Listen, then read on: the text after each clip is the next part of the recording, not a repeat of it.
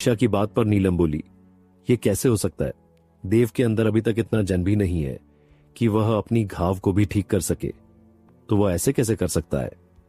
उसकी बात पर निशा ने अपने पास से एक खंजर निकाल, उसके बाद उसने उस खंजर को सामने की तरफ फेंक दिया। जैसे ही उन्हें उस खंजर को सामने की तरफ फेंका, दोनों लड़कियां बहुत ज्यादा डर गई। अभी वह निशा को डांटने ही वाली थी कि अगला दृश्य देखकर उनकी अनकहे खुली के खुली रह गई। इस वक्त जैसे ही निशा ने अपने खंजर को देव की तरफ फेंका, अचानक से देव के अंदर से एक शकटोई निकली और एक पल में ही उस चाकू से टकरा गया, जिससे वह चाकू रख में बदल गया। इस बात से दोनों लड़कियां बहुत हैरान हुई। उन्होंने उसी हैरानी से निशा की तरफ देखा कि वह न लोगों को इस बारे में समझाए। जब निशा ने उनकी नजर को देखा तो उसके चेहरे की मुस्कान गहरी हो गई। उसके बाद वह बोली, अब क्या हुआ? मैंने कहा था ना कि इस वक्त कोई भी उसे परेशान नहीं कर सकता।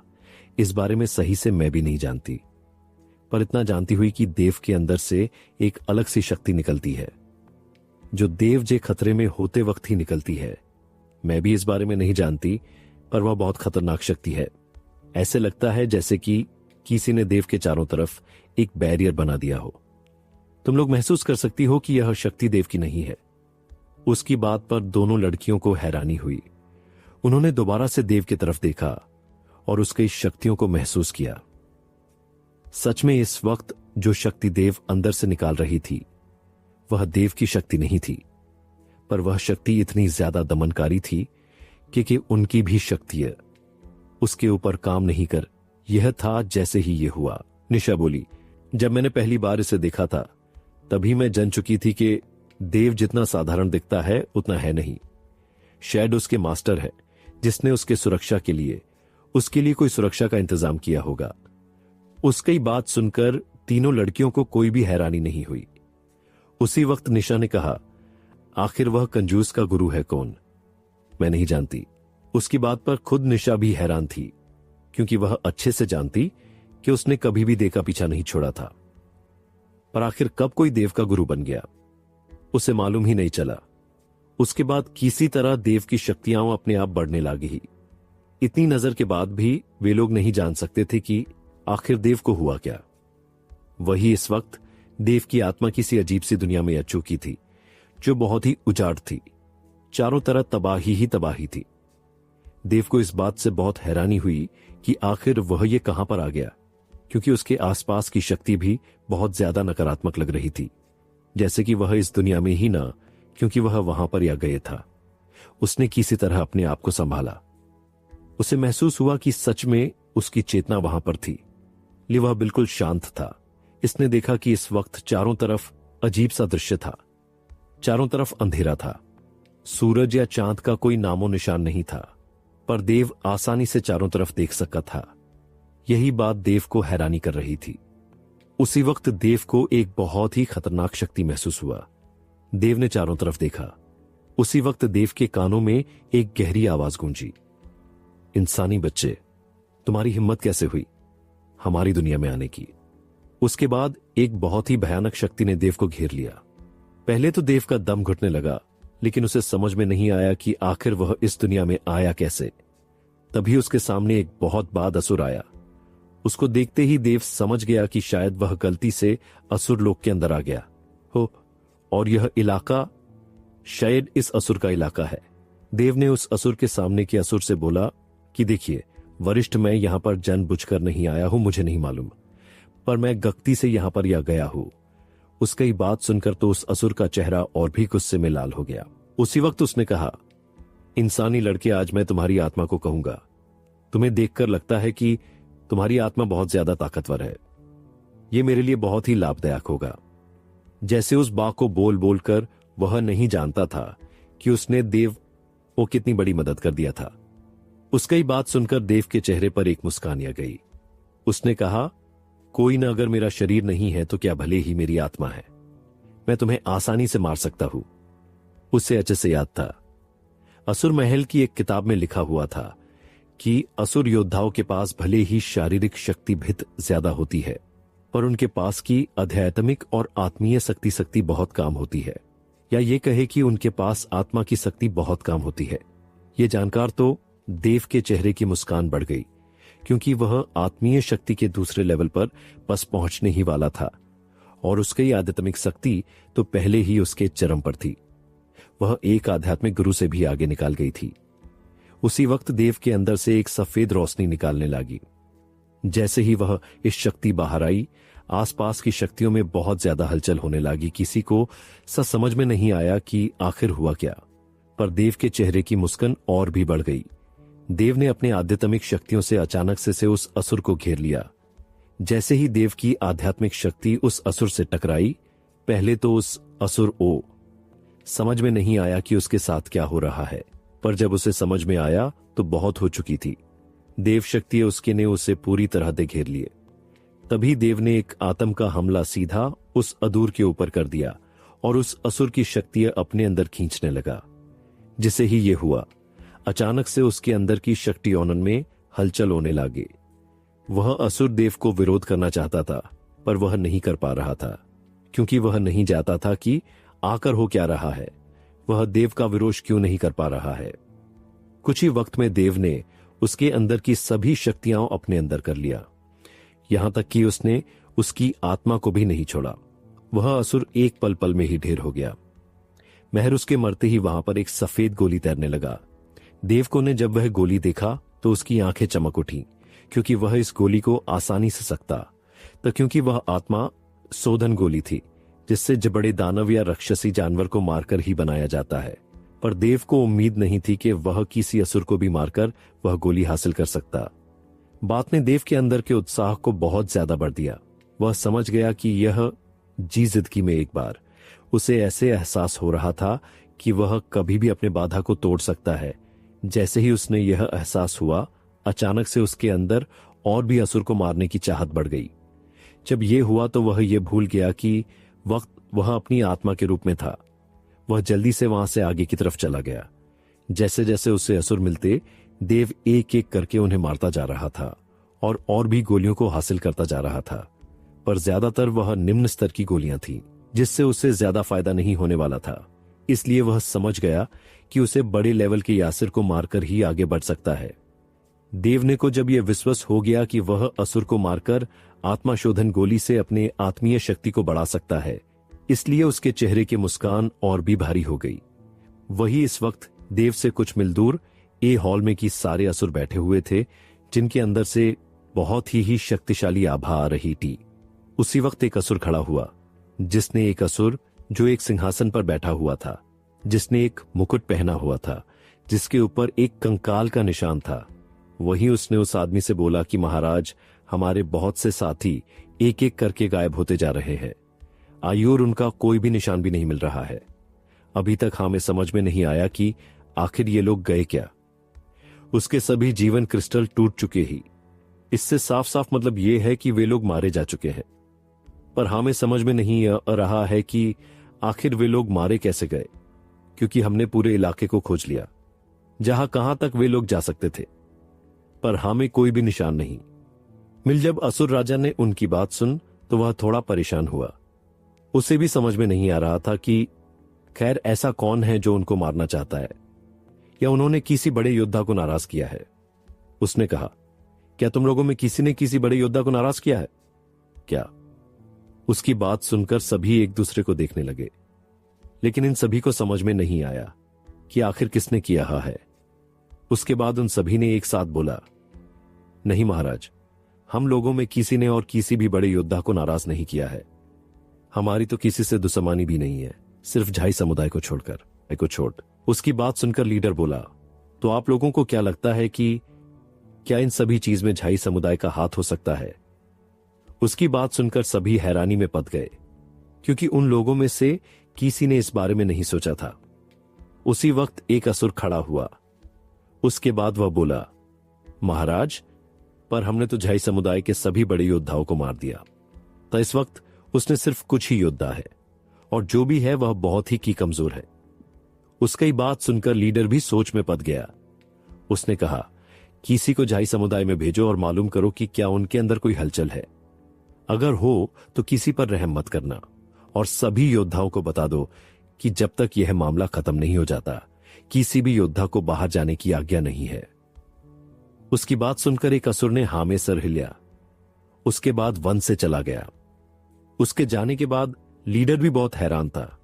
उसे समझ में नहीं आ रहा था कि आखिर ऐसे कौन है जो उसके सभी योद्धाओं को खत्म कर रहा है, और उसे मालूम भी नहीं चल रहा था। वही इसी वक्त इन सभी बातों से बेखबर देव एक गुफा के अंदर बैठ हुआ था। निराकार आत्मा इस वक्त एक स्पष्ट दिख रहा था। देव इस वक्त कभी भी आत्मीय शक्ति के दूसरे लेवल पर पहुंच सकता था। जब देव ने यह देखा तो उसके चेहरे पर एक मुस्कान आ गई। वह समझ गया कि अगर उसने और बहुत से असुरों को खत्म कर दिया तो उनके पास से आत्मा शोधन मन का मिल सकता था। यह इसके लिए बहुत है। अच्छा होगा उसने अपने सामने तैरते हुआ कुछ मानकों को देखा। इस वक्त उसके सामने 3 उच्च स्तर के मनके तैर रहे थे। यही नहीं, उसके सामने की सारे मध्य स्तर के मनके थे। साथ में उसमें बहुत सारे निम्न स्तर के मनके थे। जैसे ही देव ने यह देखा, उसके चेहरे पर एक मुस्कान गई। उसने जल्दी से बार में ही उन सभी को एक साथ निगल लिया। उसके बाद देव के अंदर आहूत सारी शक्तियां इकट्ठा होने लगी। उसके अंदर से बहुत तेज सफेद रोशनी निकालने लगी। देव को महसूस हो रहा था कि उसके अंदर से कोई अड़चन थी जो उससे दूर हो रही थी। देव के यह एहसास बहुत ही अच्छा लग रहा था। उसने किसी तरह अपने आप को संभाला। उसके बाद उसने अपने सभी शकटियों को इकट्ठा कर दिया। उसके बाद वह बोला, अब मैं आखिरकार आत्मीय शक्ति के दूसरे स्तर पर पहुंच सकता। उसी वक्त उसके चेहरे पर एक मुस्कान थी। यह सोचकर उसकी मुस्कान और भी गहरी हो गई थी। उसी वक्त उसे एहसास हुआ कि उसके अंदर और भी बदलाव आ रहा है। उसने महसूस हुआ कि उसके अंदर कुछ बदलाव हो रहा है। उसी वक्त उसकी आत्मा अचानक से बहुत ही शुद्ध हो गई। देव ने अंदर से एक आलोकित शक्ति निकालने लगे। यही उसे ऐसे लग रहा था कि वह अपने आप पास के कीमीटर स्थिर चीजों को भी देख सकता है। यह एहसास उसे में बहुत अच्छा लग रहा था। उसने अपने सभी दहकती को इकट्ठा किया और आत्मा से शक्ति को फैलाने ही वाला, ताकि उसे दोबारा से महसूस हुआ कि उसके अंदर और भी सूक्ष्म बदलाव होते जा रहे हो। जैसे जैसे ये हुआ, उसके अंदर से एक सफेद चाकती निकली और उसके ऊपर उसका शिवालय आ गया, जिसके उसे महसूस हुआ कि उसके शिवालय के दूसरी मंजिल पूरी तरह से बाहर चुकी है। यही नहीं, उसने अपने तीसरे स्तर को भी ताड़ दिया। तीसरे मंजिल के ऊपर तीसरे स्तर का मंजिल बहुत ही हल्का हो गया। उसने अपने आप को संभाला। उसके बाद वह बोला, मैं इस तरह बहुत जल्द ही आध्यात्मिक शक्ति को बढ़ा सकता हूं। देव को समझ में आ रहा था कि वह बहुत जल्द आध्यात्मिक राजा के स्तर पर पहुंच सकता है। उसके तीसरे आध्यात्मिक महल का तीसरा मंजिल भी हल्की रोशनी फैला रहा था। जैसे ही यह हुआ, आसपास की शक्तियों में बहुत ही हलचल हुई। उसी वक्त देव को महसूस हुआ कोई बहुत ही शक्तिशाली अस्तित्व उसके तरफ आ रहा है। जैसे ही देव को महसूस हुआ, उसने जल्दी से अपने ऑरा को छिपा लिया। देव की अस्तित्व ऐसा नहीं था कि कोई आम योद्धा उसका अंदाज लगा सके। उसके लिए उसे पहले आध्यात्मिक राजा के स्तर पर जाना होगा। भले ही देव अभी आध्यात्मिक स्तर पर नहीं पहुंच पाया था, मगर वह किसी आध्यात्मिक राजा से काम नहीं है। इसलिए उसके लिए यह नामुमकिन था कि कोई भी उसकी स्थिति का मालूम न पाए। देव ने एक बार फिर उस इंसान को देखा। इस वक्त उसने एक बार चारों तरफ देखा। फिर वह बोला, पता नहीं मुझे अभी क्यों यहां पर किसी शक्ति का एहसास हुआ था। आखिर वह कहां पर चला गया? अभी वह सोच ही रहा कि तभी वहां पर एक और असुर आ गया। उसने कहा, बड़े बहे, आप क्या खोज रहे हैं? उसकी बात सुनकर वह बोला, छोटे, मुझे अभी एहसास हुआ कि अभी यहां पर कोई शक्ति थी जो हमारी दुनिया से बिकलूल अलग थी। जब उस असुर ने पहले असुर की बात सुना तो वह बोला, बड़े भाई, यह हो सकता है कि आप किसी और की शक्ति वो देखे होंगे या आपको कपिभ्रम हुआ होगा। उसकी बात और पहले असुर ने कुछ सोचा। उसके बाद वह बोला, तुम शायद ठीक बोल रहे हो। जब से उस दुष्ट शक्ति हमारे योद्धाओं को मारना शुरू किया, तब से हमें यही संदेह होता है कि कोई मुझ पर नजर रख रहा है। उसकी बात पर उस आदमी ने हाँ में सर हिलाया। उसके बाद वह आगे चला गया। उसके पीछे पीछे दूसरा असुर भी चला गया। उनके जाने के बाद देव ने एक राहत की सांस ली। उसे समझ में आ रहा था कि वह इस असुर को आसानी से नहीं मार सकता। अगर वह अकेला होता तो देव उससे लड़ने की कोशिश कर सकता था, पर अब वह कुछ भी नहीं कर सकता था।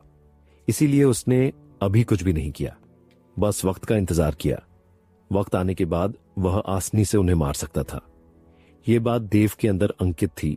उसी वक्त देव ने किसी तरह अपनी सभी शक्ति को इकट्ठा किया। उसके बाद वह उनके पीछे जाने लगा कि वे लोग कहां पर जा रहे हैं। उसे कोई अच्छी जानकारी मिल सकती थी, पर देव ने अभी तक ये ध्यान नहीं दिया था कि अभी भी उसके बाएं हाथ और असुर तलवार थी, क्योंकि असुर तलवार के साथ उसके आत्मा का संबंध था। देव से कुछ मिल दूर एक घाटी थी, जिसके चारों तरफ एक अलग ही आभा, चारों तरफ एक अंधकार की भावना थी, चारों तरफ मौत की सांस बहुत ही गहरी थी। वहीं उस घाटी में एक महल था, जिसके अंदर एक सिंहासन था। उसके ऊपर एक बहुत ही खूबसूरत लड़की बैठी हुई थी। लंबे सुनहरे बाल थे, समुद्र जैसे गहरी और किसी ब्लैक होल जैसी काली उसकी पुतली थी। सफेद जेड सा उसका शरीर था, या ये कहना गलत नहीं होगा कि वह किसी स्वर्ग से उतरी देवी के जैसे दिख रही थी, मगर उसके अंदर से एक बहुत ही भयानक शक्ति निकाल रही थी, जो मौत के आभा के जैसे थी, जिससे वहां पर खड़ा हर योद्धा को लग रहा था जैसे कि किसी बड़ी तूफान के सामने खड़े हो और वे इससे बाहर नहीं निकाल सकते। तभी पतले गुलाब के पंखुड़ी जैसे होंठों से एक आवाज आई, राणा, तुमने अभी कहा कि किसी ने सैतान घाटी के योद्धाओं को छिपकर एक एक करके मार रहा है। उसकी बात पर सामने वाला योद्धा बोला, महारानी, ये बात बिल्कुल सही है। मैंने खुद अपने खास गुप्तचर से यह मालूम किया है, क्योंकि उसने ये भी बताया कि अभी सभी योद्धाओं को बाहर आने से मन किया गया है। जो भी योद्धा उस महल से बाहर आएगा वह मार दिया जाएगा। यही नहीं, शैतानी घाटी को पूरी तरह से सील कर दिया गया ही। उसकी बात सुनकर उस लड़के के चेहरे पर एक मुस्कान आ गई। अगर कोई सामान्य मर्द उसकी मुस्कान देख लेते तो वह अपनी जान आसानी से लुटा देते। वह खूबसूरती किसी भी देश की पतन की कारण बन सकती थी। कहा जाता है कि एक एक खूबसूरत लड़की की उम्र बहुत ही कम होता है, क्योंकि वह एक मर्द की ताकत के सबूत होती थी। चाहे इंसान कितनी भी ताकतवर क्यों ना हो जाए, वह आसानी से किसी का बर्बाद कर सकता था। वही तभी उस लड़की ने कहा, हमें किसी तरह उस विशेषज्ञ से मुलाकात करनी होगी और हमें यह मालूम करना होगा कि वह क्या हमारा साथ दे सकते हैं, जिससे हम अपनी बदला भी ले सकते हैं। इस वक्त अचानक से उसके अंदर की खूंखार बहवन बढ़ गई। तभी सामने वाला आदमी बोला, ठीक है महारानी, या जैसे बोले मैं जल्द से जल्द उस विशेषज्ञ को खोजने का इंतजाम करता हूं। उस लड़की ने हाँ में सर हिला दिया। उसी उनके एक जानी पहचानी शाकी का एहसास हुआ, जिससे उस लड़के के खूबसूरत चेहरे पर एक गुस्से का भाव आ गए। उसने कहा, शैतानी घाटी के लोग यहां पर क्या कर रहे हैं? उसके बाद वह आसानी से अपने जगह से बाहर आ गई। जैसे ही वह बाहर या उसने देखा कि इस वक्त ही उसके सामने शैतानी घाटी के दो बुजुर्ग खड़े हुए थे। वे दोनों लालच भारी नजरों से इस लड़की को देख रहे थे। वे दोनों ये भी भूल गए थे कि आखिर वे क्या करने के लिए यहां पर आए थे। उसी वक्त भी वहां पर पहुंच गया। जैसे ही उसने उस लड़की को देखा, वह एक पल ले लिए बस देखता रह गया। वह लड़की सच में जैस्मिन से कम खूबसूरत नहीं थी। जैसे ही देव ने उस लड़की को देखा, उसे समझ में नहीं आया कि आखिर असुर लोक में कोई इतना खूबसूरत लड़की कैसे हो सकती थी। उसने दोबारा से अपने आप को संभाला। उसके बाद वह सामने के मामले को देखने का इरादा किया और सामने देखने लगा। उसी वक्त इस आदमी ने उस लड़की चेहरे पे एक घृणा के भाव थे।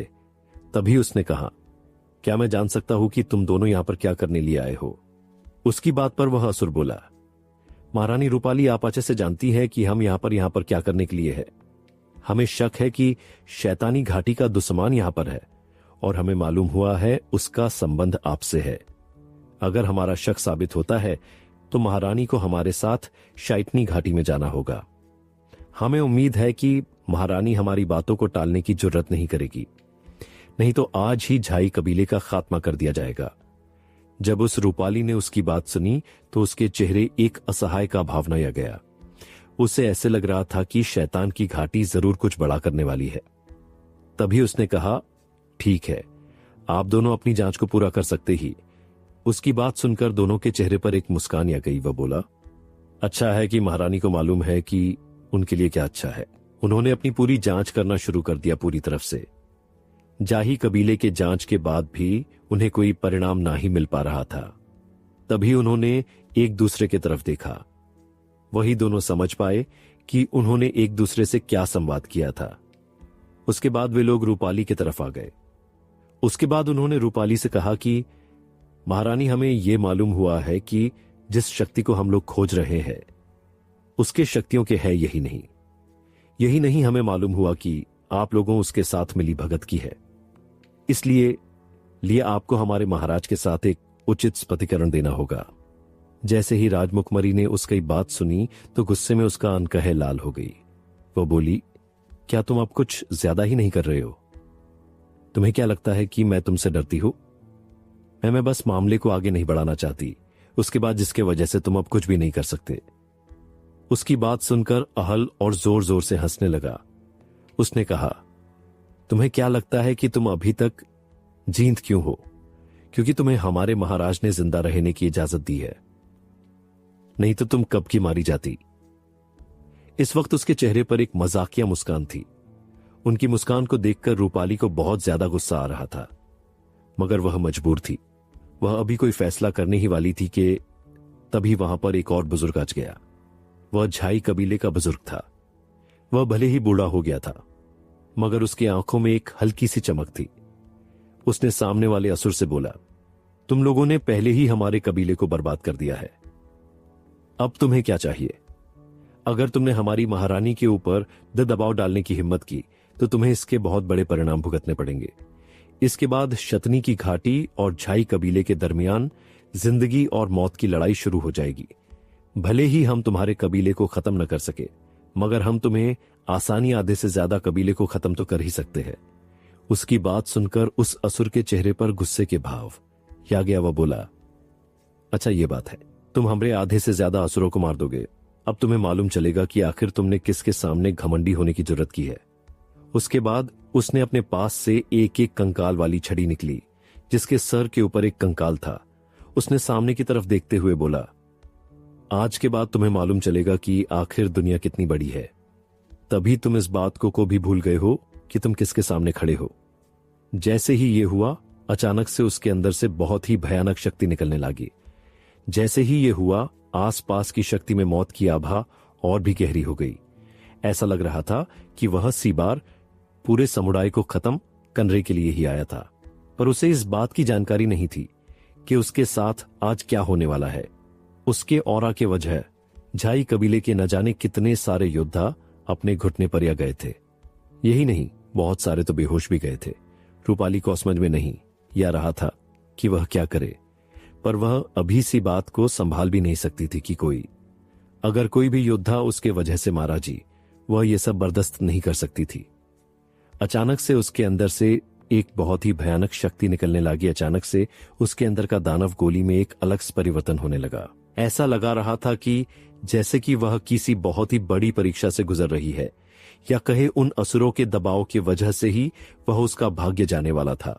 इसी वक्त इसने अपने सभी शक्ति को इकट्ठा किया। उसके बाद वह सामने की तरफ देखने लगी। उसके एक बार फिर उसने अपनी आंखों को बंद किया। उसके बाद वह अचानक से हवा में उड़ने लगी। अभी देव ये सब सोच हो ही रहा था कि अचानक से उसे लगा कि जैसे कुछ गड़बड़ है। सुने उस लड़की को ध्यान से देखा तो उसे पहले तो यकीन नहीं हुआ, मगर वह समझ गई कि वह जो भी सोच रही है वह बिल्कुल सही है, क्योंकि उसे समझ में नया गया ताकि सामने वाला लड़की एक दानव थी। अब देव वो समझ में आया कि आखिर शैतानी कबीले और झाई कबीले के अंदर इतनी दुश्मनी क्यों थी, क्योंकि वे लोग असुर थे ही नहीं, वे लोग दानव थे। उसी वक्त देव ने ध्यान दिया कि वह लड़की कोई आम दानव नहीं थी, बल्कि दानव योद्धा थी जो किसी मार्शल मास्टर के बराबर थी। देव ध्यान से उस लड़की को देखता रहा। वह अभी देखना चाहता था कि आखिर इस लड़की का उत्पत्ति क्या है। इसीलिए देव बाद उन लोगों की लड़ाई देखता रहा। जैसे जी ही उसने लड़की का औरा बढ़ा, उसे एक अलग ही अनुभूति हुई। उस लड़की को ऐसे लग रहा था कि उसका शरीर और भी हल्का हो गया है, मगर वह समझ नहीं पा रही थी कि आखिर यह कैसे हो सकता है। पर वह खुश थी। उसी वक्त उन दोनों असुरों का दबाव खत्म हो गया। तभी उस लड़की ने कहा, तुम लोगों को क्या लगता है कि तुम आसानी से मुझे मार सकते हो? ये बात अब तुम्हें मालूम चलेगा कि झाई काबिल कोई ऐसा काबिल नहीं है जिसे तुम जब चाहो धमाका सको या जब चाहो उसके महारानी को अपमान कर सको। उसकी ओर को देखकर ही उन दोनों असुरों की हालत पहले ही खराब हो गई थी। वे लोग उससे लड़ना नहीं चाहते थे, इसलिए उन्होंने रूपाली से बोला, लड़की तुम्हें ज्यादा उत्साहित होने की जरूरत नहीं है। अगर तुम्हें क्या लगता है कि तुम अगर योद्धा स्तर पर पहुंच गई हो तो हम कुछ भी नहीं कर सकते, तो ये तुम्हारा एक भ्रम है। उसकी बात पर उस लड़की के चेहरे पर एक शैतानी मुस्कान या गई। वह बोली, अच्छा ये बात है, चलो इसे भी देख लेते हैं। उसके बाद उसने अपनी सभी शक्ति को इकट्ठा किया, जिससे उसके हाथ में एक काली तलवार आ गई। ऐसा लग रहा था कि वह तलवार किसी खास तलवार के मिली ही है। जैसे ही दोनों असुरों ने उस तलवार को देखा, वह बहुत ही हैरान हुए, क्योंकि वह उजाड़ की तलवार थी, जिसके वजह से उनकी आंखें बाहर आ गईं। उसने कहा, आखिर ये कैसे हो सकता है? तुम उजाड़ की तलवार का इस्तेमाल कैसे कर सकती हो? जैसे ही उस असुर ने रूपाली की तलवार को देखा तो उसकी आंखें बड़ी बड़ी हो गईं। जैसे ही यह हुआ, आसपास की शक्ति में एक उजाड़ की आभा फैल गई। सभी को एक पल के लिए लगा कि उन्होंने अपनी कुछ जिंदगी को गंवा दिया है। यही नहीं, उनके अंदर की जीवन शक्ति तो और भी जल्दी जल्दी खत्म हो रही थी। यही वजह है कि उस तलवार की शक्ति का विस्तार और भी जल्दी जल्दी होने लगा। जैसे जैसे ये हो रहा था, वे दोनों असुर जल्दी से पीछे हट गए। तभी उनके कानों में रूपाली की आवाज आई, तुम्हें क्या लगता है कि तुम लोग भाग सकते हो? उसकी बात सुनकर उस असुर की आंखें डर के मारे फड़कने लगीं। अब उसका लहजा थोड़ा बदल गया था। वह भी जानता था कि कभी भी उसकी जान जा सकती है, इसलिए वह बोला, महारानी, आपको क्या लगता है कि आप मुझे ऐसे ही मार सकती हैं? यह आपके लिए और आपके कबीले के लिए सही नहीं होगा। शायद आप हमारी घाटी की शक्ति कम आंक रही है और दोनों पक्षों को जिंदगी मृत्यु पर लड़ने के लिए भड़का रही है। पर आपको मालूम होना चाहिए कि शैतान घाटी आप लोगों को एक पल में खत्म कर सकती है। जब रूपाली ने उसकी बात सुनी तो वह बोली, अच्छा ये बात है, ये अब तुम्हें यह मालूम होगा कि तुम क्या कर सकते हो। उसके बाद उसने ज्यादा नहीं बोली, बस आखिरी बात बोली, आज के बाद अगर शैतान घाटी ने दोबारा से हमला किया तो उसे बर्बाद होने में ज्यादा वक्त नहीं लगेगा। जैसे ही ये हुआ, आसपास की शक्ति बहुत ही तेज हो गई। उसी वक्त उसने उजाड़ की आभा और भी फैला दी। तभी रूपाली ने हमला किया और एक ही वार में दोनों असुर मारे गए। उन दोनों के मरने के बाद सभी झाई कबीले के लोग बहुत ही उत्साहित हो गए। उन्हें समझ में आ गया कि अब उनके उदय होने का वक्त आ गया है।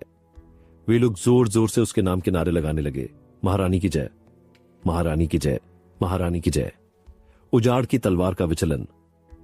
तभी अभी वह लड़की खुश थी ही कि तभी उसे किसी चीज का एहसास हुआ।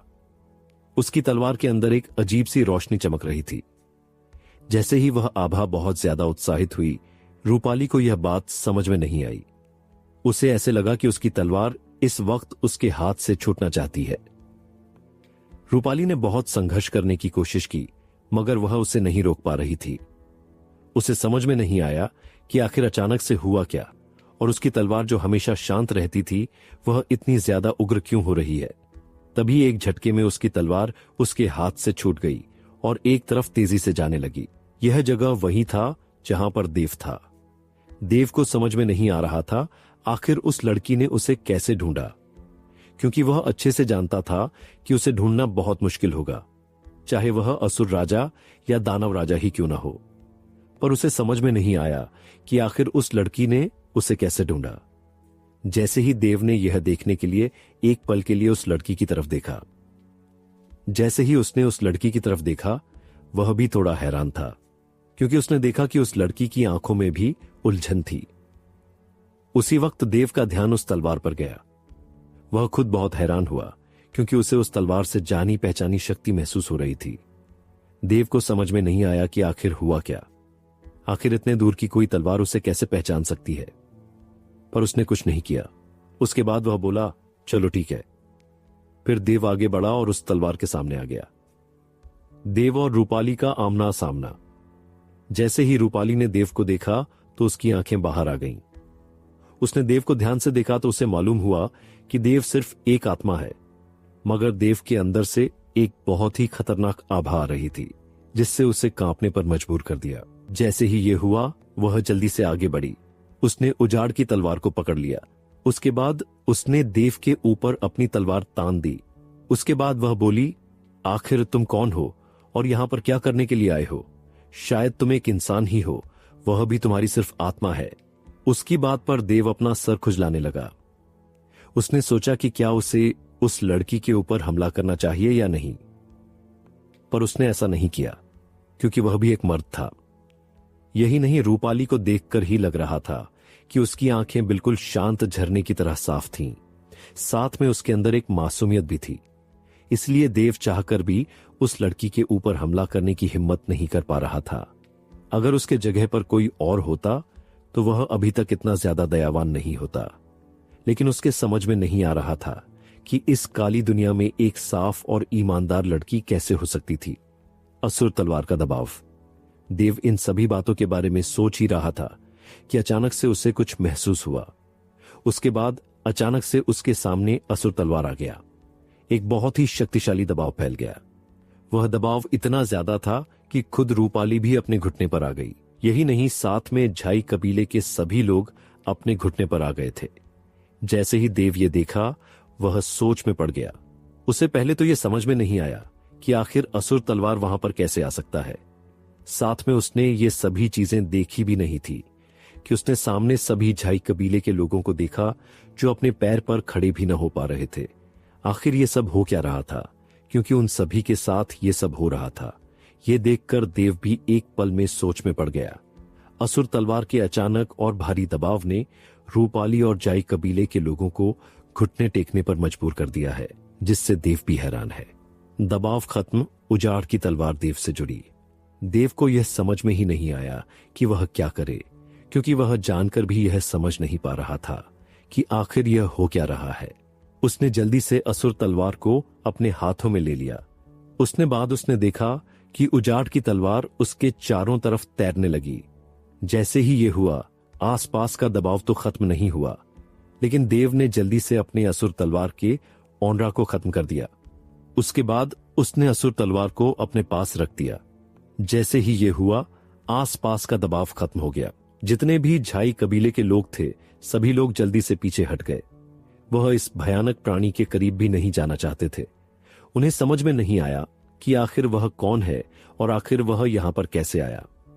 उन्होंने किसी तरह देव की तरफ देखा तो उन्हें एक सफेद आकृति दिखी, जिसके अंदर से एक आलोकित आभा निकल रही थी। जैसे जैसे उसके पास से हवा उनके पास आ रही थी, उन्हें अपने अंदर एक राहत की सांस मिल रही थी। साथ में उन्हें सुकून मिल रहा था। ऐसा लग रहा था जैसे कि वह कोई स्वर्ग का देवता हो जो नीचे जमीन पर उनके सामने आ गया हो। देव ने अपने औरा को भी दबा लिया।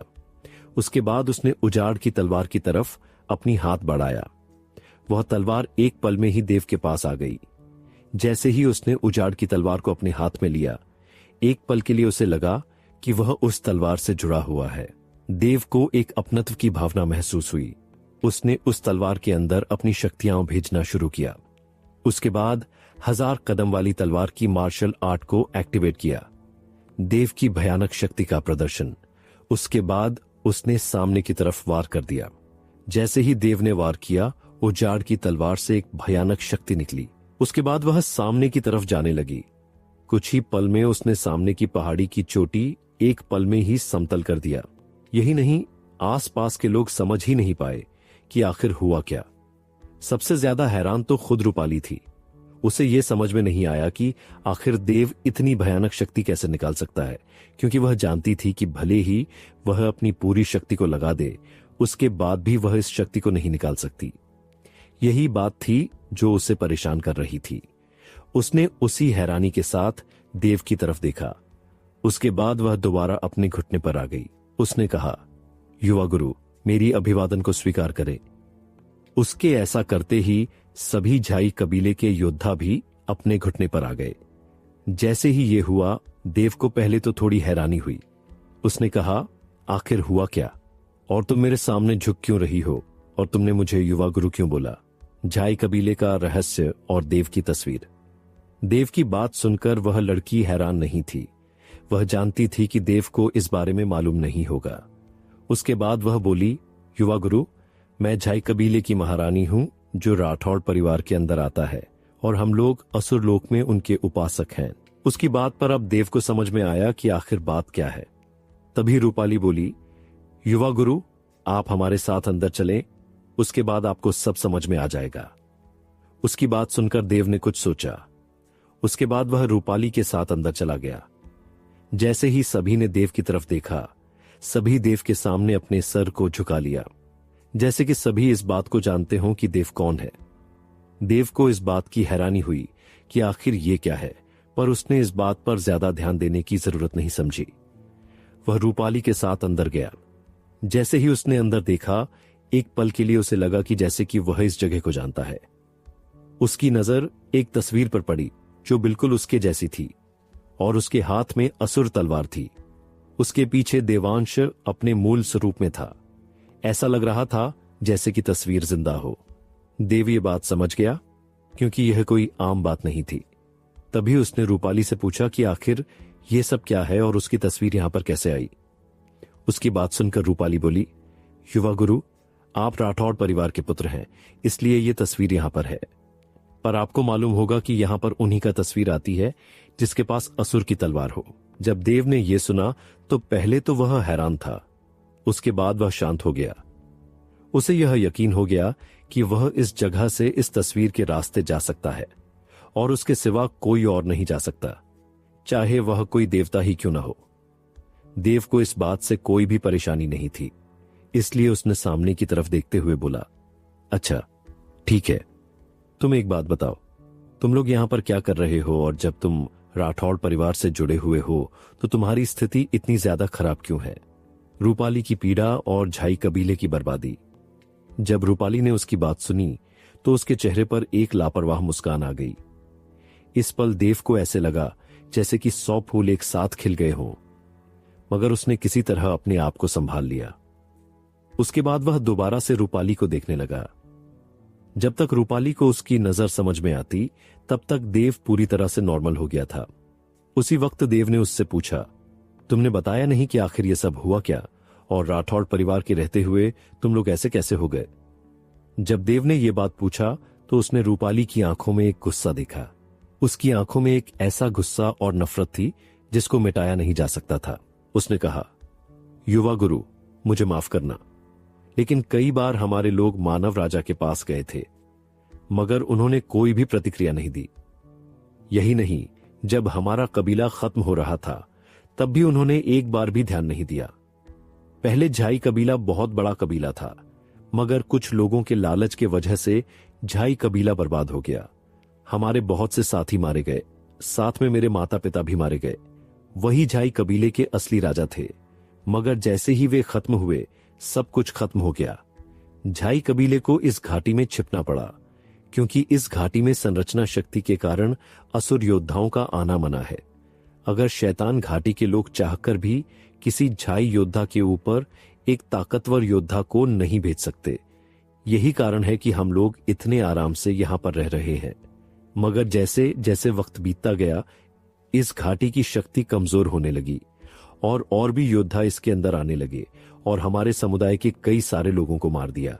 उन्हें जो भी लड़कियां पसंद आती थीं, वे उन्हें उठा के लेकर चले जाते थे और हम चाहकर भी कुछ नहीं कर सकते थे। और राठौड़ परिवार से हमें अब कोई भी उम्मीद नहीं थी। बस इस बात की जानकारी थी कि मानव पुत्र ही आएंगे और सब कुछ ठीक हो जाएगा। देव ने जब रूपाली की आंखों में दर्द को देखा तो देव ने रूपाली के दर्द और झाई कबीले की बर्बादी की कहानी सुन ली है, जिसमें राठौड़ परिवार की उपेक्षा का भी जिक्र है। देव अब रूपाली के दर्द को देखकर क्या प्रतिक्रिया देगा? क्या वह झाई कबीले की मदद करेगा? झाई कबीले का असली रहस्य। देव ने जब रूपाली की आंखों में दर्द और राठौड़ परिवार के लिए नफरत देखी तो वह बहुत हैरान हुआ। उसे समझ में नहीं आ रहा था कि आखिर ये लोग राठौड़ परिवार से इतने ज्यादा नफरत क्यों कर रहे हैं और राठौड़ परिवार ने इनकी मदद क्यों नहीं की। पर वह भी जानता था कि इस वक्त अभी वक्त नहीं आया है कि वह अभी राठौड़ परिवार के मामलों में पड़ सके, इसलिए उसने अभी कुछ नहीं किया। उसके बाद वह बोला, देखो, मैं नहीं जानता कि राठौड़ परिवार ने तुम्हारी मदद क्यों नहीं की, पर मैं इस बार तुम्हारी कुछ समस्याएं तो ठीक कर ही सकता हूं। उसके बाद उसने पूछा कि आखिर ये शैतान घाटी यहां पर कैसे आया, उसके बारे में सभी बातें बताओ जो अभी बाकी हैं। अगर हो सके तो मैं इन सभी बातों को खत्म कर सकता हूं, पर उसके पहले मुझे एक और बात है जो समझ में नहीं आ रही। तुम लोग तो असुर हो, उसके बाद भी मुझे तुम लोगों के अंदर से ऐसी कोई भी औरा महसूस नहीं हुआ कि तुम लोग असुर हो। उसकी बात सुनकर रूपाली के चेहरे पर एक मुस्कान आ गई। उसके बाद वह बोली, यंग मास्टर, बात यह ही कि हम लोग असुर हैं ही नहीं। जब देव ने उसकी बात सुनी तो एक पल के लिए वह भी हैरान हो गया। उसके बाद वह बोला, ऐसे कैसे हो सकता है? मैं महसूस कर सकता हूं कि तुम कोई इंसान नहीं हो, इसलिए तुम असुर क्यों नहीं हो?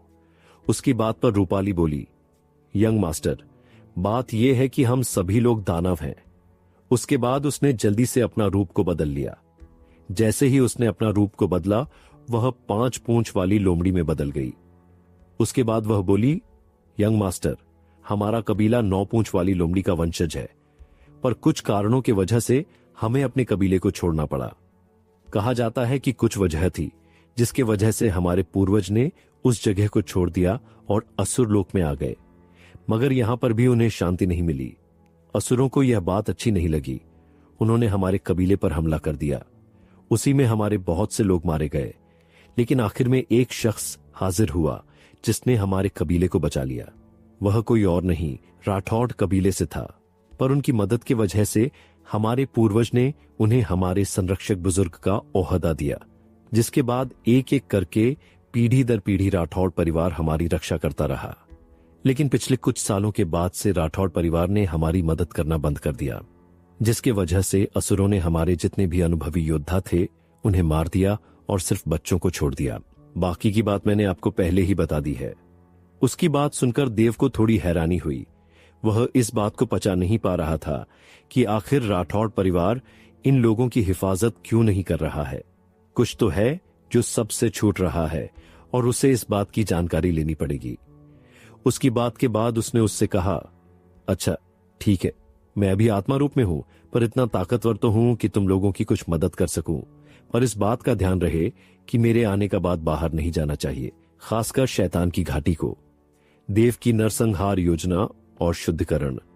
उसकी बात पर वह बोली, यंग मास्टर, मुझे लगता है कि बहुत जल्द शैतान घाटी हमारे ऊपर हमला करने वाली है, क्योंकि उन्हें लगेगा कि हमारे मदद आपने की है उन असुरों को मारने में, इसलिए वो आपके लिए यहां पर जरूर आएंगे।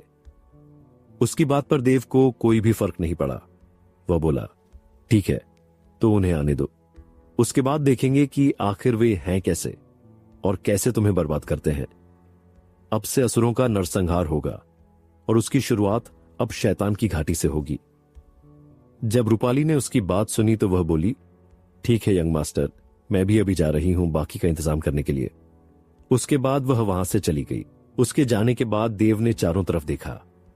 उसके बाद वह लड़ाई के बारे में सोचने लगा। उसी वक्त उसे कुछ समझ में आया, जिससे उसके चेहरे पर एक मुस्कान आ गई। उसने सोचा कि अगर वह बहुत सारे असुरों को मारकर उनके अंदर से उनकी आत्मा सार को ले लेता है तो उसकी आत्मीय शक्ति बहुत ज्यादा बढ़ जाएगी। उसके बाद उसने सोचा, मुझे अपने वास्तविक शरीर के साथ आना होगा। जितना मैं इन असुरों को मारूंगा, मेरा मारने का कौशल और भी बढ़ेगा। यह सोचकर देव के चेहरे पर एक मुस्कान आ गई। उसके बाद उसने ये करने की ठान ली। वह अपनी शक्तियों को स्थिर करने लगा, क्योंकि जब से उसने असुरों की जीवन शक्ति को एब्जॉर्ब किया था, तब से उनकी बुराइयां भी उनके साथ एब्जॉर्ब हो गई थीं, जो देव के लिए खतरा बन सकती थीं। इसलिए देव कोई रिस्क नहीं लेना चाहता था। उसने फैसला किया कि वह इस बात को पूरी तरह खत्म कर देगा। फिर उसने दोबारा से अपने अंदर की शक्ति कंट्रोल करना शुरू कर दिया, मगर यह उसके लिए अच्छा ही था। देव ने अपनी सभी शक्ति का इस्तेमाल करना शुरू कर दिया और जल्दी जल्दी सभी शक्तियों को साफ करना शुरू कर दिया और सभी बुराइयां उसकी आत्मा से बाहर आने लगीं। इस वक्त देव के चारों तरफ एक काली रोशनी ने घेर लिया था और दोबारा से उसके अंदर जाने की कोशिश कर रही थी। उसी वक्त देव के अंदर से एक काली रोशनी निकली और उसके हाथ में असुर तलवार के निशान में समा गई। देव को भी इस बात की जानकारी नहीं थी कि उसके साथ क्या हो रहा है। वह बस सभी शक्ति को बाहर करता रहा और सभी शक्तियां बाहर आकर असुर तलवार के अंदर जाती रहीं, जिससे देव के अंदर से एक भयानक शक्ति फैल रही थी। यह शक्ति इतनी ठंडी थी कि कुछ दूर पर खड़े सभी द्वारपाल भी उसे सहन नहीं कर पा रहे थे, इसलिए वे सभी देव से कुछ दूर चले गए। देव अभी ये कर ही रहा था कि देव के सामने वाली तस्वीर से एक रहस्यमयी शक्ति निकली और देव के अंदर समा गई। देव ने अपनी सभी नकारात्मक शक्तियों को असुर तलवार में भेजकर शुद्धिकरण कर लिया है। अब वह झाई कबीले की मदद करने और असुरों का नरसंहार शुरू करने के लिए तैयार है। देव के चारों तरफ एक काली रोशनी ने घेर लिया था और दोबारा से उसके अंदर जाने की कोशिश कर रही थी। उसी वक्त देव के अंदर से एक काली रोशनी निकली और उसके हाथ में असुर तलवार के निशान में समा गई। देव को भी इस बात की जानकारी नहीं थी कि उसके साथ क्या हो रहा है।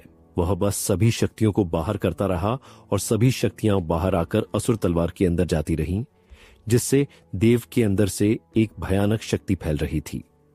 यह शक्ति इतनी ठंडी थी कि कुछ दूर पर खड़े सभी द्वारपाल भी उसे सहन नहीं कर पा रहे थे, इसलिए वे सभी देव से कुछ दूर चले गए। देव अभी यह कर ही रहा था कि देव के सामने वाली तस्वीर से एक रहस्यमयी शक्ति निकली और देव के अंदर समा गई। असुर तलवार की स्मृति। जैसे ही यह हुआ, अचानक से देव के अंदर कुछ स्मृतियां आ गईं। वह असुर टावर के दूसरे स्तर की थी। यह देखते ही देव बहुत ही हैरान हुआ। उसके बाद उसने अपनी शक्ति को संभाला। उसी वक्त उसके दिमाग में कुछ स्मृतियां चमकीं। उसने देखा कि इस वक्त देव ने देखा कि एक आदमी जो बहुत ही ताकतवर इंसान था, उसने अपने हाथ में असुर तलवार को पकड़ा हुआ था। उसके बाद वह बोला। उसने अपनी सभी शक्ति को इकट्ठा किया। उसके बाद उसने सामने देखा। इस वक्त उसके सामने असुरों की पूरी सेना खड़ी थी। जैसे ही उसने देखा, अचानक से असुर तलवार से एक बहुत बड़ी शक्ति निकली और उसके सामने की तरफ वार कर दिया। जैसे ही यह हुआ, एक ही वार में लाशों का समुद्र बन गया। असुर तलवार से एक छाया निकली और उसके सामने एक खून की नदी और खून का पहाड़ बन गया। इस वक्त उस आदमी की आंखों में कोई भी भावना नहीं है। यह देखकर देव ने अपने आप को संभाला। उसके बाद वह बोला, अगर तुम्हें मालूम चला तो उससे समझ में आया कि वह कुछ भी नहीं कर सकता।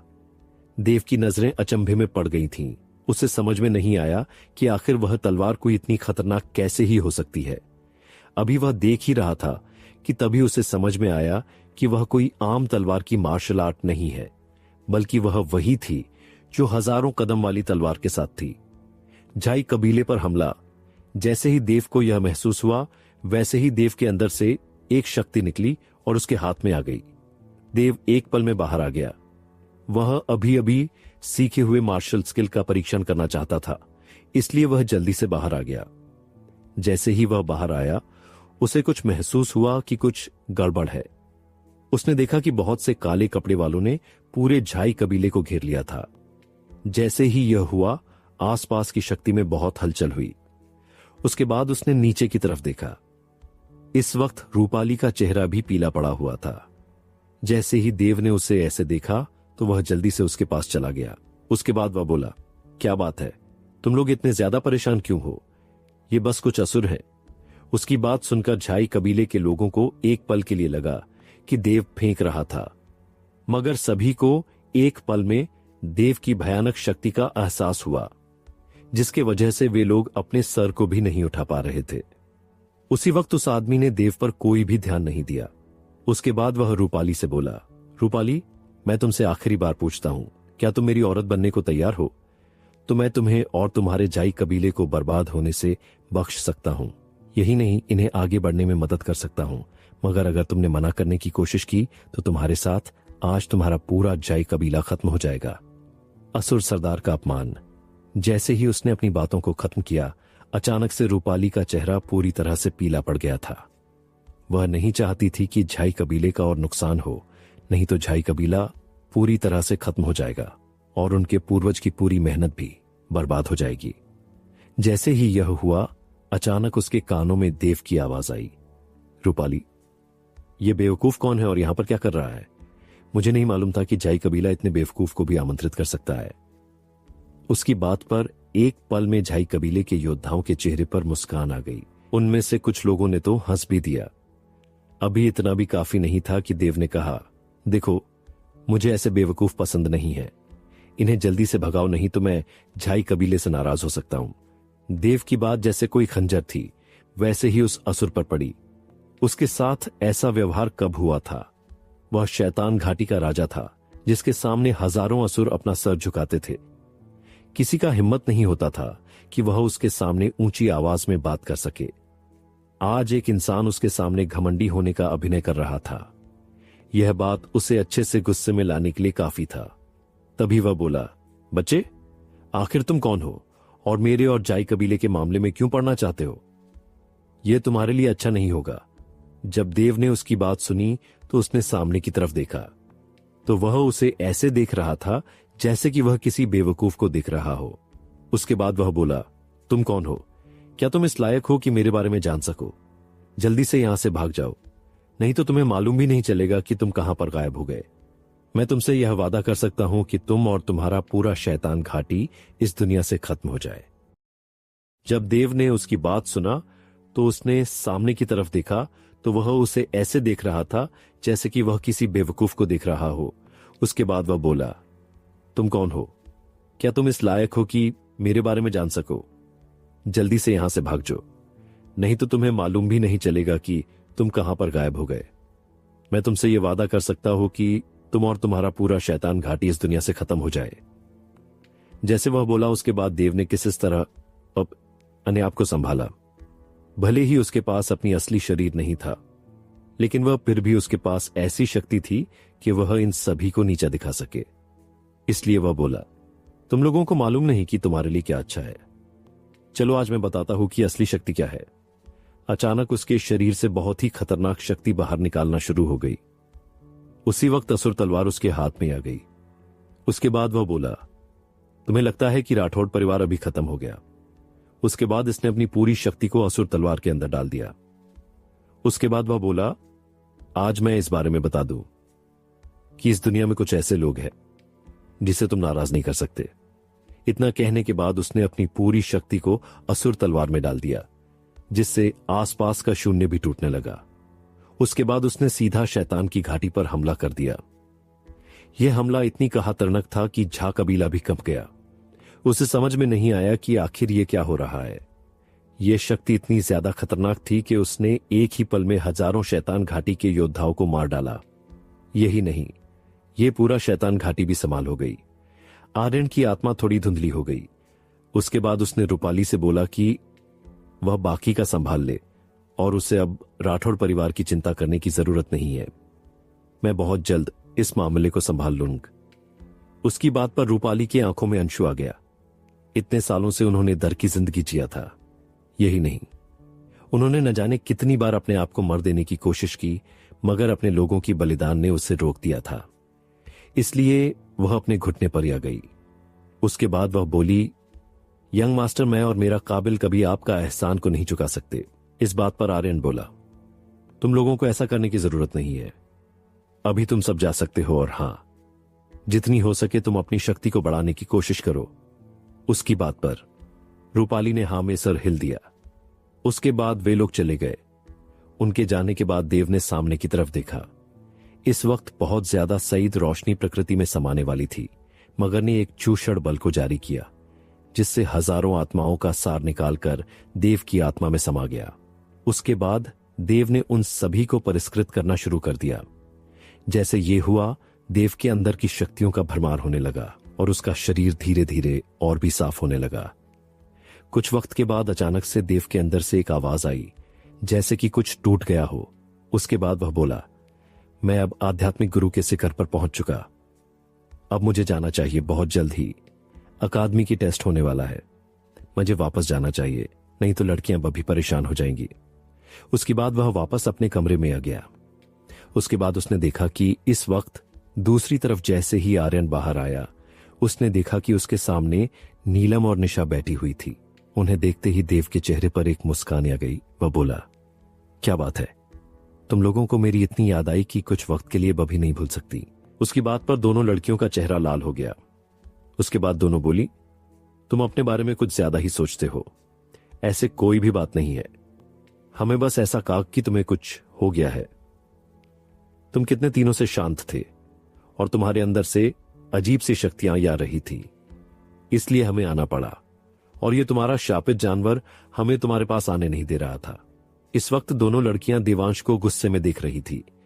जब देव ने उनकी बात सुना तो उसके चेहरे पर मुस्कान आ गया। उसके बाद वह बोला, कोई बात नहीं, तुम ऐसे ही बोल सकती हो कि तुम्हें मेरा याद आ रही है। मैं जाऊंगा, इसमें शर्माने की बात क्या है। मैं तो बस तुम लोगों का ही हूं। उसकी बात खत्म ही हुई थी कि तभी निशा बोली, देव, कुछ कोई है जो तुमसे मिलना चाहता है। उसकी बात पर देव को थोड़ा हैरानी हुई, क्योंकि उसने आज तक निशा को किसी से मिलवाते हुए नहीं देखा था। इसलिए वह बोला, बोलो, क्या बात है? क्या मैं उनको जानता हूं? उसकी बात पर नीलम के चेहरे पर एक मुस्कान आ गई। वह बोली, यह तुम्हारे लिए एक रहस्य ही, इसलिए मैं नहीं बता सकती। उसकी बात पर आर्यन बोला, तो मैं कैसे जानूंगा कि कौन है? क्या तुमने मेरे किसी दुश्मन के साथ मिली भगत तो नहीं की ना? उसकी बात पर निशा को गुस्सा आ गया। उसके बाद वह बोली, बोल दिया ना दुश्मन हो दोस्त, तुम्हें बोला है उससे मिलन है तो मिलना है। निशा के बात पर देव के अंदर एक शरारत आई। वह जल्दी से नीलम के पीछे चला गया। उसके बाद वह नीलम से बोला, नीलम देखो, ये मुझे डरा रही है, लगता है ये मुझे नुकसान पहुंचना चाहती है। उसकी बात पर निशा को गुस्सा और भी बढ़ गया। बेवकूफ, तुम्हें जितना बोला जाए उतना ही करो और चलो मेरे साथ। देव को लगा था कि अगर वह नीलम के पास जाएगा तो वह उसका बचाव करेगी, पर उस बेचारे को क्या मालूम था कि नीलम भी उसका साथ नहीं देगी। उसने आह भरते हुए बोला कि आज मैं समझ गया कि यहां पर मुझसे कोई प्यार नहीं करता। देव को लगा था कि अगर वह नीलम के पास जाएगा तो वह उसका बचाव करेगी, पर उस बेचारे को क्या मालूम था कि नीलम भी उसका साथ नहीं देगी। उसने आह भरते हुए बोला कि आज मैं समझ गया कि यहां पर मुझसे कोई प्यार नहीं करता। देव की बात पर नीलम उसे घूरने लगी और बोली, जा, और तुम ही हो जो सबसे परेशान करते हो। उसकी बात पर सभी हंसने लगे। उसी वक्त देव ने उससे कहा, पहले बताओ कि क्या बात है। उसकी बात पर निशा बोली, देव, कुछ बातें वक्त पर सामने आए तो ही अच्छा होता है। निशा की बात पर नीलम को भी जिज्ञासा हुआ। वह बोली, आप दोनों कहां पर जा रहे हैं? मुझे भी जाना है। उसकी बात पर आर्यन बोला, देखो, जाने से पहले यह मुझे मारिया से बात करनी पड़ेगी। निशा ने उसकी बात सुनी तो उसका दिमाग घूम गया। वह बोली, हम लोग हमेशा के लिए नहीं जा रहे हैं, बस कुछ वक्त की बात है, उसके बाद तुम आ ही जाओगे।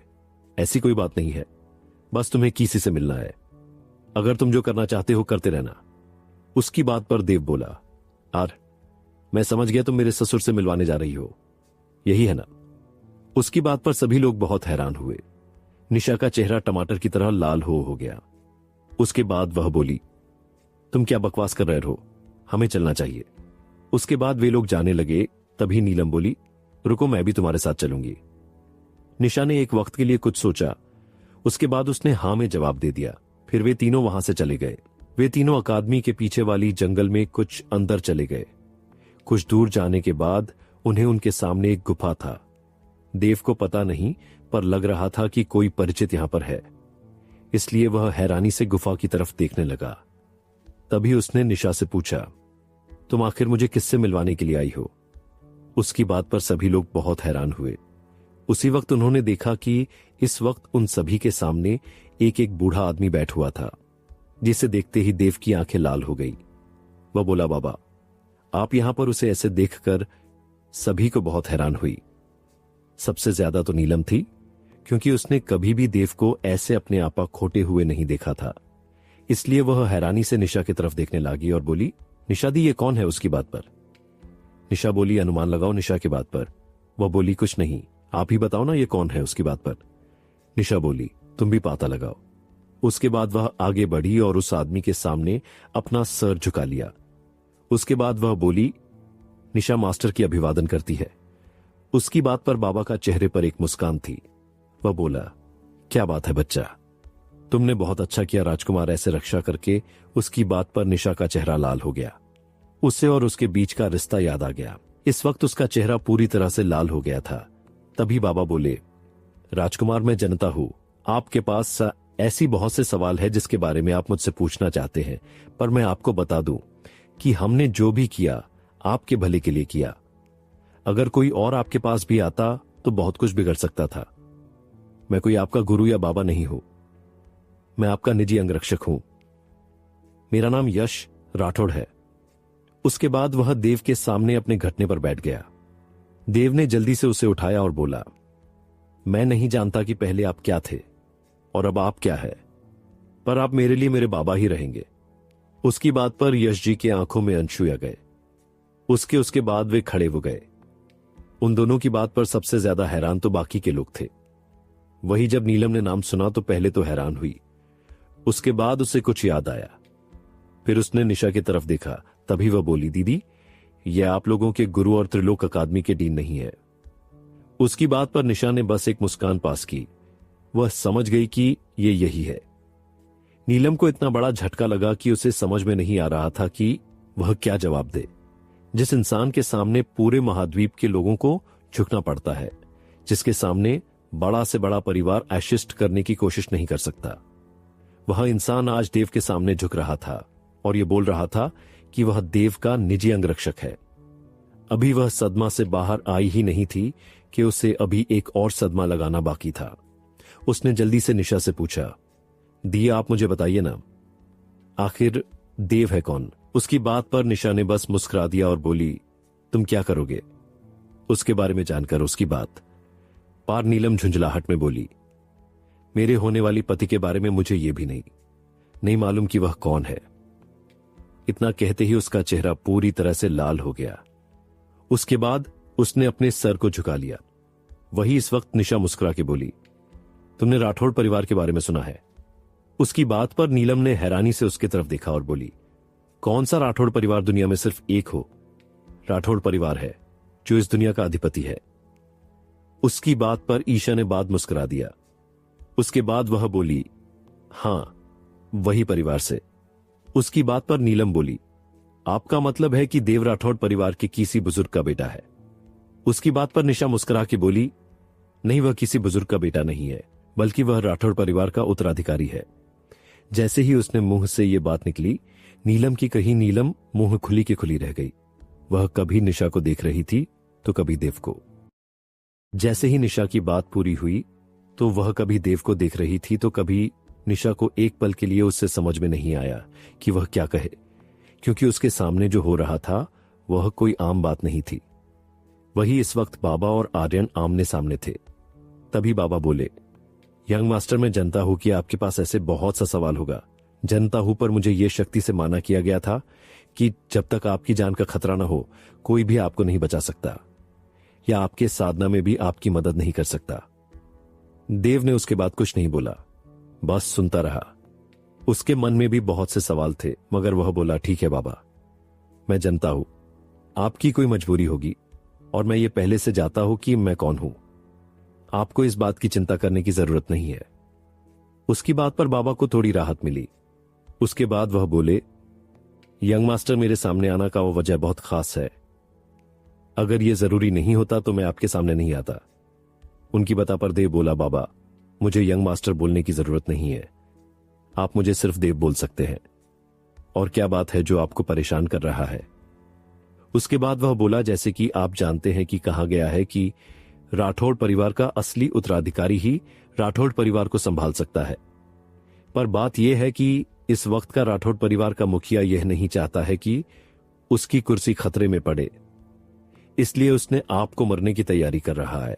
उसकी बात पर देव के चेहरे पर एक शरारती मुस्कान आ गई।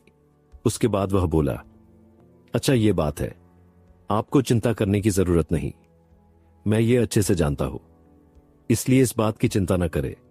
मां की का मुंह पर छोड़ दे, मैं देख लूंगा कि क्या करना है।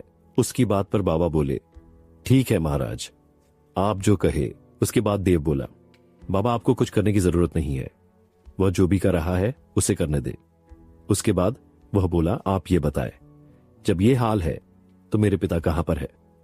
उसकी बात पर बाबा बोले, महाराज आपको इस वक्त ये बताना सही नहीं है। उसके बाद पर देव ने कुछ सोच। उसके बाद वह बोला, ठीक है, अभी जो करना है करो, बाकी का आप मेरे ऊपर छोड़ दो, क्या करना है। मुझे मालूम है अभी अकादमी का चल रहा है, उसे खत्म करने के बाद हम लोग मध्य महाद्वीप में प्रस्थान करेंगे। कुछ बातें हैं जो मुझे पूरा करना है। उसके बाद पर बाबा ने, आह भारी महाराज, आप अब बड़े हो गए हैं, अब आप जो कहें। उसके बाद वह बोला, ठीक है बाबा, अब मुझे जाना होगा, कुछ काम है जो मुझे पूरा करना है। उसकी बात बाबा बोले, ठीक है महाराज। उसके बाद देव वहां से बाहर आने लगा। जैसे ही वह बाहर आया, उसने नीलम को पागलों की तरह उसे देखने लगी। तभी वह देव ले चारों तरफ घूमने के बाद बोली, तुम कहां से काहे का यंग मास्टर दिखते हो? आप सभी दिखावा कर रहे हैं ना मुझे पागल बनाने के लिए। उसके बात पर देव के चेहरे पर एक मुस्कान आ गई। वह बोला, ये बात है, और आखिर तुम हो कौन जिसके सामने आम लोग एक्टिंग करेंगे? वैसे मैं बच्चों से बात नहीं करता। देव की बात पर नीलम का पारा चढ़ गया। वह बोला, तुमने किसको बच्चा बोला? तुम जानते नहीं हो कि मैं कौन हूं। उसके बात पर देव बोला, और तुम कौन हो? जब नीलम ने उसकी बात सुनी तो वह अपने परिवार की धवास दिखने वाली थी। तभी उसे देव की सच्चाई याद आई, जिससे उसका मुंह बंद हो गए। उसी वक्त उसे कुछ याद आया। उसके बाद वह बोला, तुम्हें नहीं मालूम, मैं नीलम देव राठौड़ होने वाली हूं, इसलिए तुम्हें मुझसे डर कर रहना चाहिए। उसकी बात पर देव के चेहरे पर एक मुस्कान आ गई। वह बोला, लगता है तुम्हारी पिटाई नहीं हो रही, इसलिए तुम कुछ ज्यादा ही बोल रही हो। अभी तुम नीलम देव राठौड़ बनने वाली हो नहीं? उसकी बात का नीलम को मिर्ची लग गई। वह जल्दी से अपने पैरों को पदगक कर बाहर चली गई। उसके जाने के बाद देव निशा से बोला, अभी तुम चलोगी या अभी तुम्हें रुकना है? उसके बाद पर निशा को थोड़ा अजीब लग रहा था, इसलिए वह बोली, नहीं, मुझे मास्टर के साथ अभी रहना है, उसके बाद ही मैं आऊंगी। ओके बात। पारदेव के चेहरे पर एक शैतानी मुस्कान आ गई। वाह बोला, ठीक है, तो मेरा यहां आने का भाड़ा कौन देगा? निशा उसे हैरानी से देखने लगी। तभी वह बोली, कौन सा भाड़ा? उसके बाद पर देव ने एक बार पीछे मुड़कर देखा। इस वक्त बाबा गुफा के अंदर चले गए थे। तभी उसने जल्दी से निशा के कमर में हाथ डाला। उसके बाद उसने अपने पास खींच लिया, जिससे दोनों बहुत करीब आ गए। इससे निशा की आंखें हैरानी से बड़ी हो गईं। वह हैरानी से देव की तरफ देखने लगी। उसके बाद वह बोली, देव तुम क्या कर रहे हो? मास्टर यहीं पर है, उन्हें कैसे लगेगा ये सब? उसकी बात पर देव बोला, उन्हें बहुत अच्छा लगेगा। तुम्हें नहीं मालूम तो चलो उन्हीं से पूछ लेते हैं। उसकी बात पर निशा का चेहरा और भी लाल हो गया। वह बोली, आखिर तुम क्या चाहते हो? उसकी बात सुनकर देव बोला, ये हुई ना बात। उसके बाद वह बोला, एक बार किस करो, उसके बाद तुम जा सकती हो। निशा जानती थी कि इस वक्त कुछ भी नहीं हो सकता, और बाबा के रहते वक्त वह कुछ कर भी नहीं सकती थी। इसलिए उसने जल्दी से देव के बाएं गाल पर एक किस कर दिया। उसके बाद वह बोली, अब छोड़ो मुझे, मैंने किस कर तो दिया। वह हैरानी से देव की तरफ देखने लगी। उसके बाद वह बोली, देव तुम क्या कर रहे हो? मास्टर यहीं पर है, उन्हें कैसे लगेगा? यह सब उसकी बात पर देव बोला, उन्हें बहुत अच्छा लगेगा। तुम्हें नहीं मालूम तो चलो उन्हीं से पूछ लेते हैं। उसकी बात पर निशा का चेहरा और भी लाल हो गया। वह बोली, आखिर तुम क्या चाहते हो? उसकी बात सुनकर देव बोला, ये हुई ना बात। उसके बाद वह बोला, एक बार किस करो, उसके बाद तुम जा सकती हो। निशा जानती थी कि इस वक्त कुछ भी नहीं हो सकता, और बाबा के रहते वक्त वह कुछ कर भी नहीं सकती थी। इसलिए उसने जल्दी से देव के बाएं गाल पर एक किस कर दिया। उसके बाद वह बोली, अब छोड़ो मुझे, मैंने किस कर तो दिया। उसकी बात पर देव बोला, अभी तूने कहां पर किया? मैंने तो नहीं देखा इस बात पर। देव के चेहरे की डेविल स्माइल और भी गहरी हो गई। वह बोला, ठीक, तुम नहीं चाहती तो मैं उनसे बोल देता हूं कि तुम मेरा सेव अच्छे से नहीं कर रही। उसकी बात पर निशा को इस वक्त बहुत ज्यादा गुस्सा आ रहा था, साथ में शर्म से उसके चेहरा लाल भी हो गया था। उसी वक्त उसने अपनी आंखों को बंद किया और देव तरफ बढ़ने लगी। जैसे ही देव ने उसे ऐसे देखा, उसके चेहरे पार मुस्कान आ गई। सुने निशा के कमर पर रखा और उसे अपने करीब कर लिया। अभी निशा कुछ भी समझ पट्टी की। उसी वक्त उसे अपने कमर पर देव का हाथ महसूस हुआ। उसके पूरे शरीर में सिहरन दौड़ गई।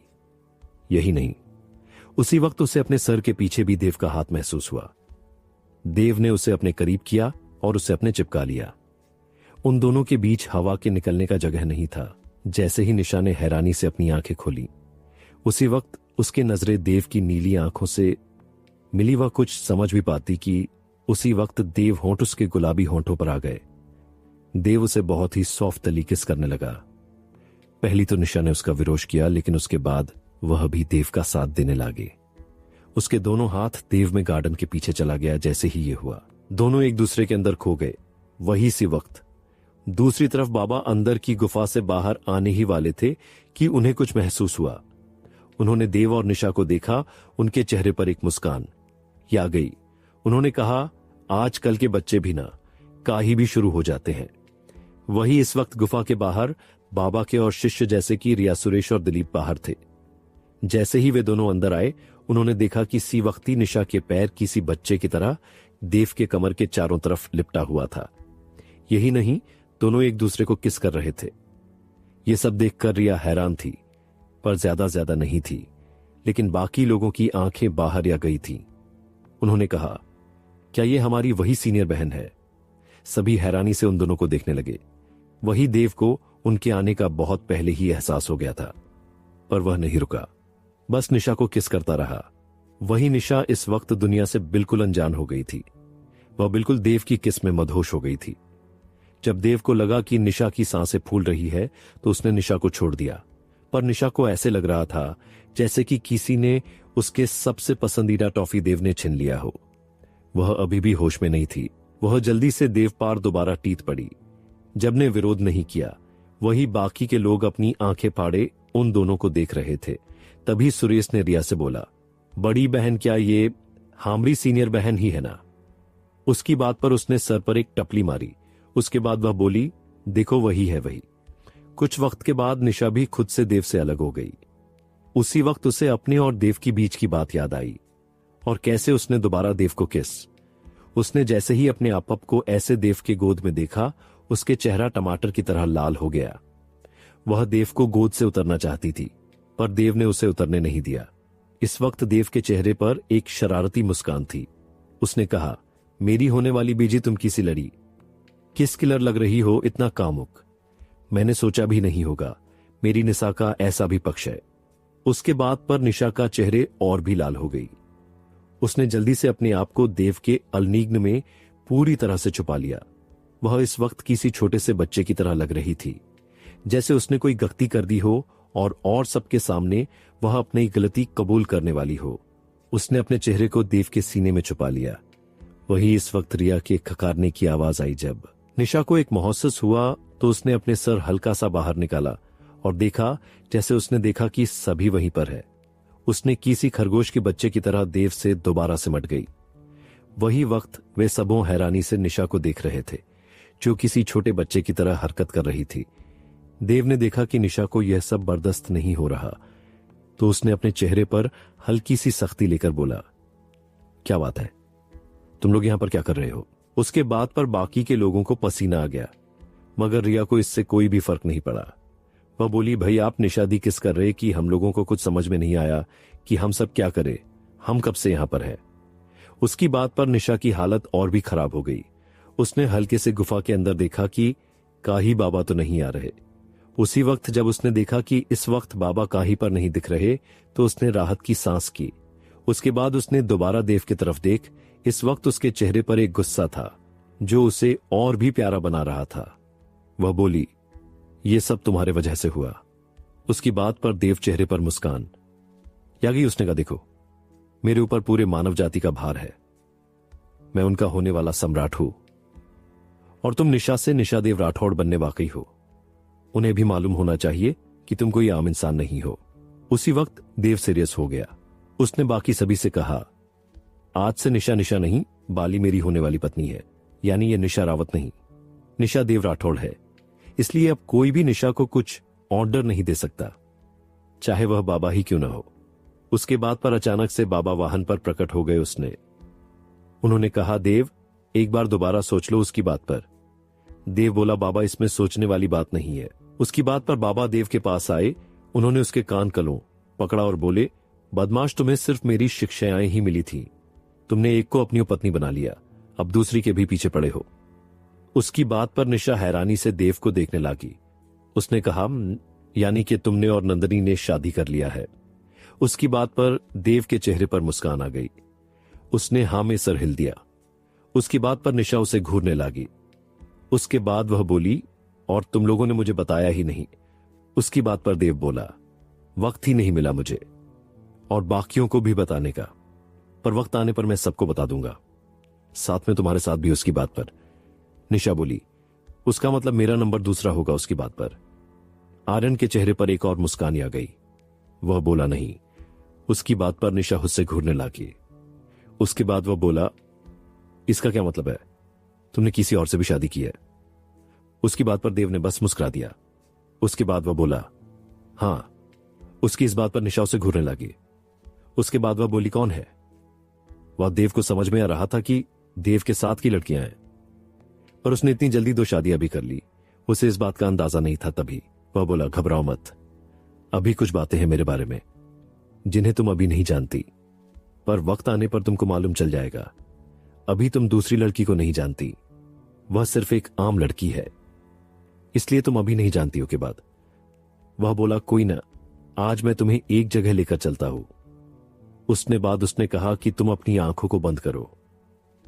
उसके कहने पर निशा ने अपनी आंखों को बंद कर किया। जैसे ही उसने अपनी आंखों को बंद किया, दोनों असुर वर्ल्ड में आ गए। उसी वक्त देव ने निशाने से कहा, अब तुम अपनी आंखों को खोल सकती हो। उसके कहने पर निशा ने अपनी आंखों खोल लिया। उसने जैसे ही ये किया, अपने सामने की चीजों को देखकर हैरान हो। वहां और इतना इतना खूबसूरत चीजें थीं जिसके बारे में उसने कभी सोच भी नहीं था। देखने की बात ही अलग है। निशा को इस बात की हैरानी हुई कि वे लोग, अचानक से समझ में नहीं आया कि वे लोग अभी गुफा में थे, पर एक पल में यहां पोर कैसे आ सकते हैं। वह सवाल भारी नजरों से देव को देखने लगी। देव ने अपनी कंधों को उचका दिया। उसके बाद वह बोला, इतना मत सोचो, यह भी तुम्हारे पति की एक राज में से है।